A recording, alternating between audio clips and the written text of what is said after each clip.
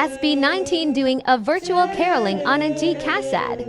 They also shared a good news to all GCash users about getting a chance to get Christmas presents from GCash.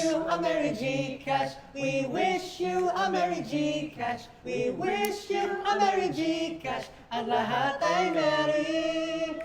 Lahat may pamasko, lahat may regalo. We wish you a Merry GCash. At lahat ay merry. Scan this QR code for a surprise. We wish you a Merry GCash! Mas merry talaga ang Pasko when you receive GCash as pamasko. Step 1. Use this green screen hand filter on TikTok. Step 2.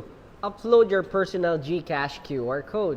Step 3. Record and post your video with the hashtags MerryGcash2024 and hashtags SB19 for GCash.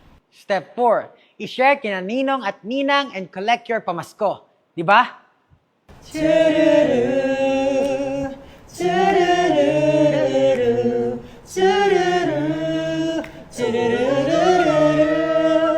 We wish you a Merry GCash. We wish you a Merry GCash. We wish you a Merry GCash. At lahat ay merry. Lahat may pamasko, lahat may regalo. We wish you a Merry GCash. At lahat ay merry. Scan this QR code for a surprise. We wish you a Merry GCash!